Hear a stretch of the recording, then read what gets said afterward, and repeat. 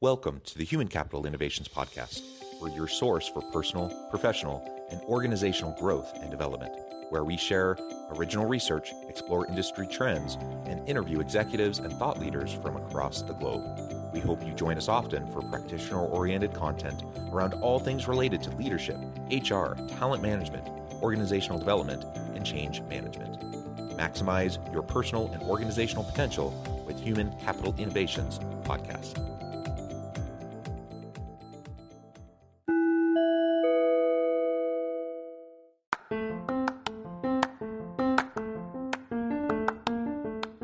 If you enjoy the Human Capital Innovations Podcast, enjoy ad-free listening by going to the Patreon page, and please consider contributing even at the producer or sponsorship level.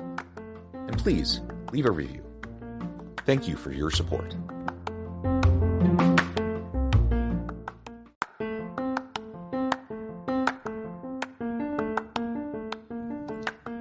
Welcome to the Human Capital Innovations Podcast.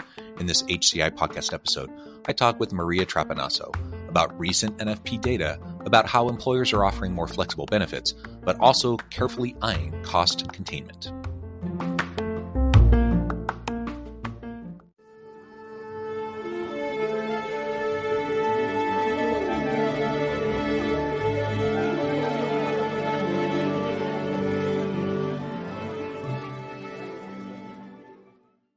Maria Trapenasso, welcome to the Human Capital Innovations Podcast.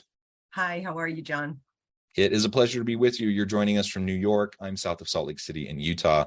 And today we're going to be talking about recent analysis from NFP, the NFP data around how employers are offering more flexible benefits. And of course, also eyeing cost containment, but we're going to focus primarily on the benefit side and how to leverage creative benefits for employees as a tool to attract and retain great talent. As we get started, I wanted to share Maria's bio with everybody. Maria Trapenasso is the VP National Practice Leader of HR Solutions for NFP. Maria leads the HR consulting practice and offers NFP's clients strategic guidance on HR-related functions such as organizational harmonization, leave management, and employment practices.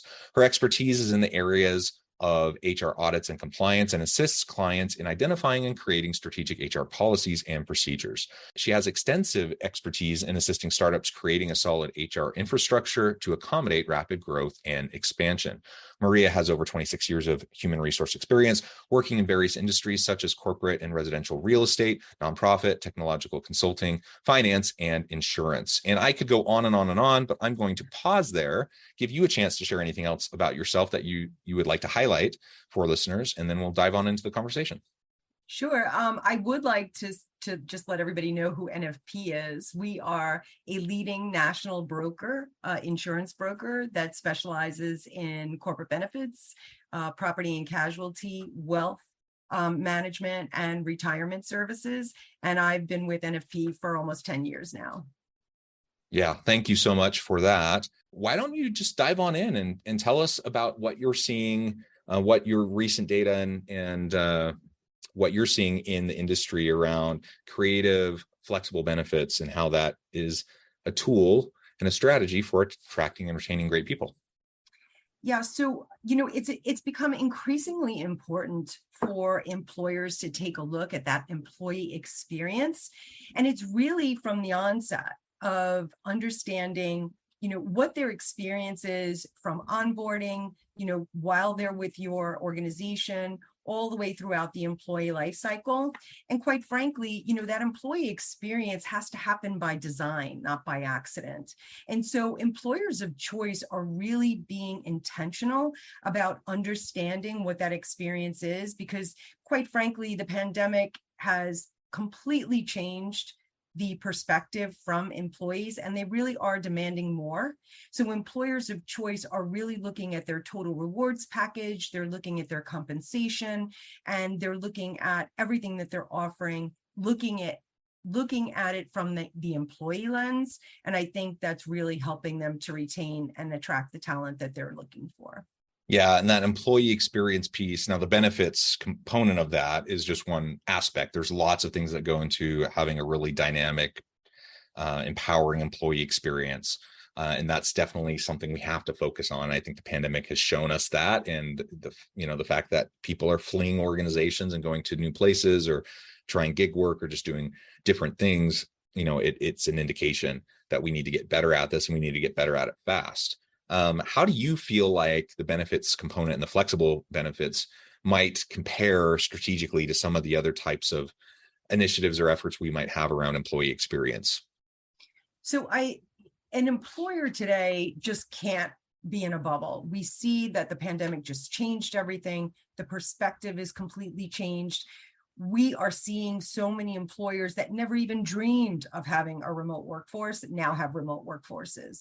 And so when you take a look at that really, that flexibility that employees are looking for has to be upfront and center. That has to be a consideration for employers if they really want to succeed. We do know that there are historical, traditional organizations that refuse to do that. And if that's their business model, that's fine.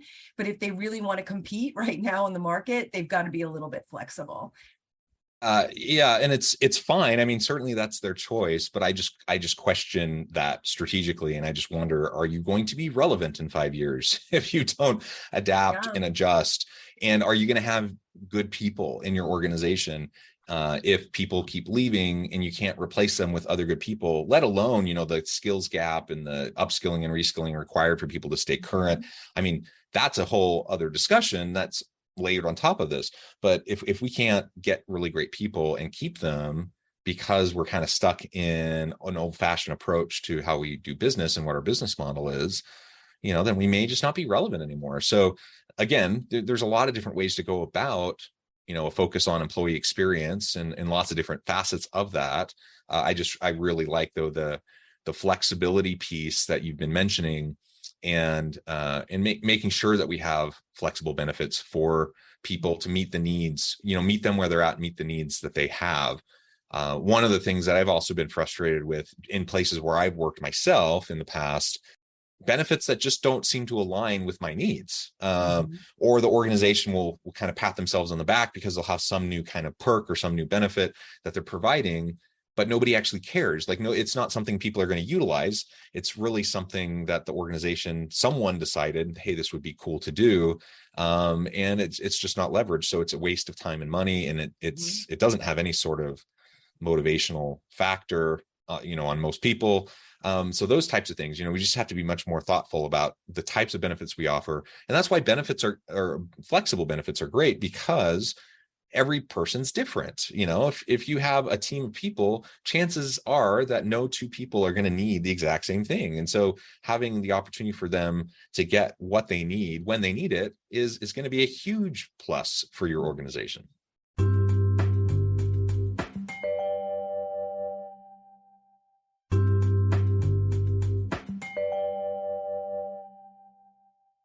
Absolutely, John. And you made so many great points. And one of the things that we're seeing is employers really expanding and taking a look at how do we understand what our employees need. And so what they've been doing, what we've been seeing is focus groups, diverse focus groups, ongoing focus groups, right? Not just taking surveys once a year to find out what employees' thoughts are, but continuing that communication. One of the things that we pointed out in the trend report was strengthening communication with employees and employers. If they're not listening to their employees, like you mentioned, cost containment goes right out the window. They're wasting their money on benefits that nobody uses or understands. And it's so important to really focus in on what employees need. And I'll give you a perfect example.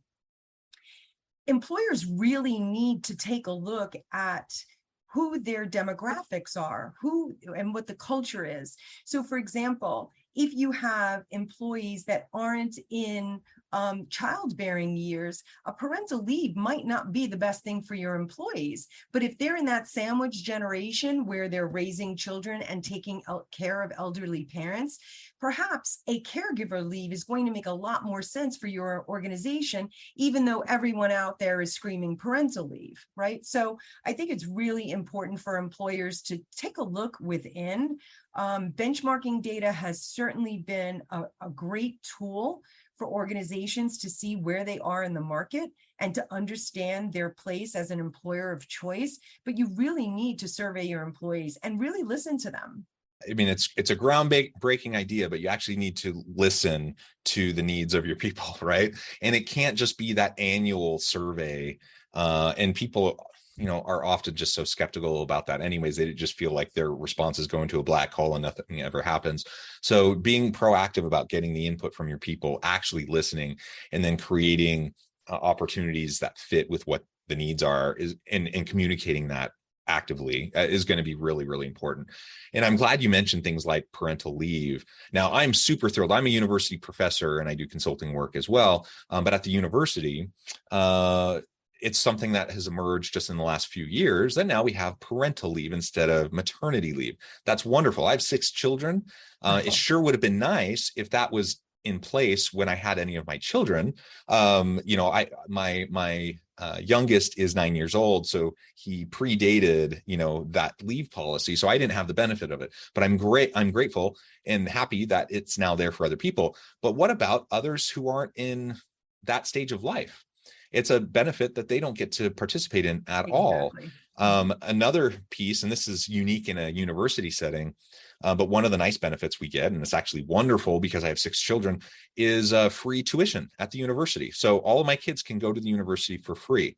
Now, up to this point, I've been at the university for 13 years. Up to this point, I haven't been able to utilize that benefit at all because my children weren't old enough. But my oldest just graduated from high school. She'll be starting here in the fall. And for the first time in 13 years, I'll get to utilize that benefit. And it's a tremendous benefit. I'm super grateful for it. But then the question is, just like with the parental leave, for caregiving leave, as you mentioned, could we do something different besides, a child tuition benefit to something a little bit broader? So people who perhaps don't have children, either by choice or life stage or just the circumstances, it doesn't apply to them, that they can still utilize the benefit for, maybe someone in their extended family, or I don't know what that would look like. But having those conversations then opens the door for more people to have something that's meaningful to them.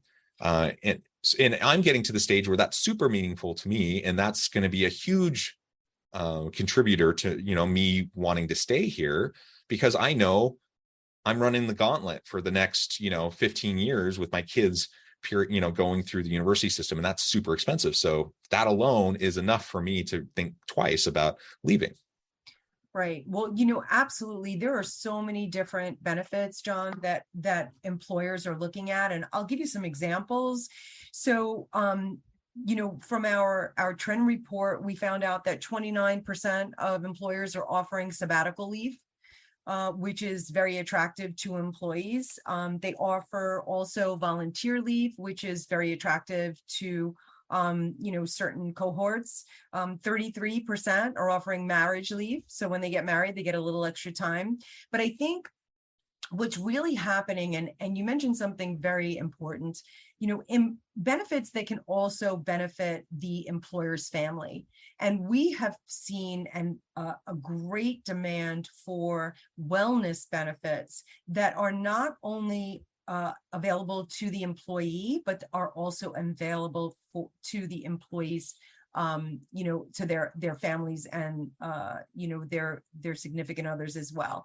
And those types of benefits are coaching, wellness benefits that can really help them through difficult times of, depression or things that they're going through, just really complicated issues. I mean, certainly, we've learned that unfortunately, with the remote workforce and with everything that's coming and with all the flexibility, it also created some other issues. And those issues are, there are no clear lines between work and home, right? There are employees that don't have an internal office and they're working at their kitchen table, or they're working in the living room. So where does that switch get turned off from remote working to, okay, now I'm making dinner for the family? So there are a lot of things. And I think employers are also embracing some training to help employees with that as well. So all of these things are really beneficial for the family also. And of course, we mentioned that caregiver leave.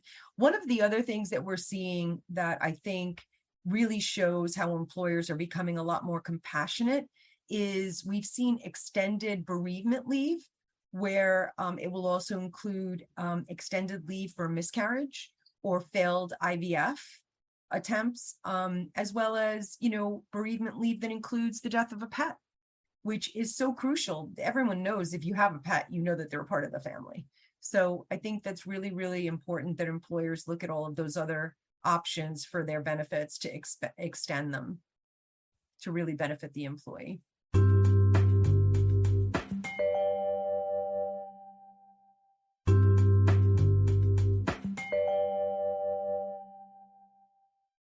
As I think about the family component, as you mentioned, again, that's something that's going to resonate with a lot of people, but differently for different people.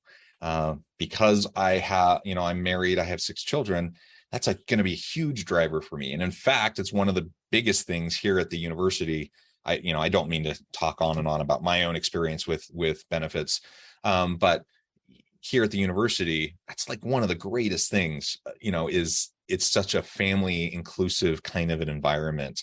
So there are constant, we live a mile north of campus. There's constant events, constant activities, sporting events, cultural events, all that kind of stuff, many of which we get to go to completely for free or for a heavily discounted rate, in addition to my kids being able to go here for free, all those sorts of things. I mean, that's, for me, my family's number one, and that is a huge benefit. Of course, other people may not be married, they may not have children or have a partner, and they may be in a different life stage. And so what matters for me isn't going to matter necessarily for other people to the same extent. It's not going to be the same salient motivator. And so that's why we need a range of benefits. We need a variety that will tap into the needs and the places that different people are at a given point in their career. I think that, that goes back to the importance of having those focus groups, those diverse focus groups that are really going to help the employer understand what employee needs are and focus their dollars on what really matters. Yes, absolutely. So what are some of the other trends and things that you're seeing from your analysis in this report about not only where we're at today, but maybe think forward 5 years? Where do we see things going over the next half decade or so? Yeah, so it's really important that employers continue, to really look at the data. Organizations are really starting to lean on HR for strategic data to drive operations. And I think that that's really, really crucial.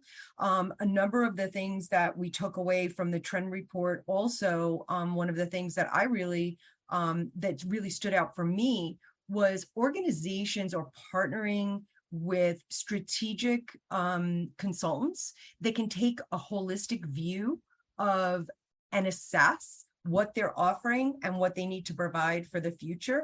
I think that this is really crucial because, as we know, HR practitioners at most organizations are stretched beyond limit. I think what is really exciting is that in HR, I think we're finally at a point where senior leadership is really looking to HR for the answers. And so to be able to have that strategic partnership, really help organizations analyze and understand what their data means and how that will drive operations and really drive success within the organization is crucial. So data is really going to be something that HR leaders will lean on in the future. It's definitely something that is much needed. And I think also training is something that the definition of training is expanding. You mentioned, upskilling and, obviously succession planning and employers really needing to be ready. I think in our labor market, it is crucial to identify those key positions that are so hard to fill and really search your talent from within and create a training program that is going to bring them to the point where they are ready to step into those roles and succeed in those roles. A lot of organizations miss management training. I don't think that management training is something that's just we're not born with that, right? I think that employees step into a leadership role and they need leadership training, particularly now with the remote workforces. They come with a lot of different circumstances, right? Employers need, especially managers, need to be a little bit more sympathetic. They need to be a little bit more compassionate and patient. They have to be able to weigh engagement and effectiveness from a distance. The employees aren't under their nose anymore, and they need to be able to weigh that from a distance. And I think, again, going back to that line that gets drawn between, remote working and what is effective during a remote work day and how to turn that switch off and ensure that employees aren't getting burnt out. I just read a SAGE report that said 69% of employees were burnt out working remotely during the pandemic. Employers need to be intentional on preventing that. And how are they doing that? If their managers are putting down a hard, fast line and saying, you've got to get this done by X deadline. I think a lot more employers are saying, you know what, we're going to be flexible. If you have to drop the kids off at 9 and you're going to start to work by 10, and then you're going to stop working at 5, make the kids some dinner, and then start working at 8 again, that's fine with us, as long as the job gets done. Yeah, and that's one of the greatest benefits about flexible remote types of work arrangements and flexible scheduling arrangements and all of that. This has all been just fascinating, Maria. We could go on and on, but I think we're going to have to leave it there for today because I know you have a plane to catch. So I'm going to let you go here in just a moment. Before we wrap up, I wanted to give you a chance to share with listeners how they can connect with you, find out more about your work, and then give us a final word on the topic for today. Sure. They can obviously go to the NFP work site. You can find us under HR Solutions right now. And I think I just want to say one final word about leave management, because that's not a topic we were able to cover. But I think a lot of organizations are really looking to leave management systems as well as vendors and consultants, because obviously, leave management, it has become very, very complex. Again, remote workforce, multiple states, and really having the capacity to navigate all of that. So that's one of the things that we've really been helping a number of clients navigate through, from compliant policies to the holistic approach of really understanding how all of those policies and state regulations work together. So it's something that we've really been working with a lot with our clients, and I think it's really, really important to take a look at. Yeah, excellent. Maria, it's been a pleasure. I encourage listeners to reach out, get connected, check out the report, check out NFP. And as always, I hope everyone can stay healthy and safe, that you can find meaning and purpose at work each and every day. And I hope you all have a great week. Do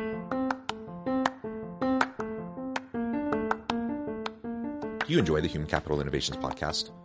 Enjoy ad-free listening by going to the Patreon page, and please consider contributing even at the producer or sponsorship level. And please leave a review. Thank you for your support.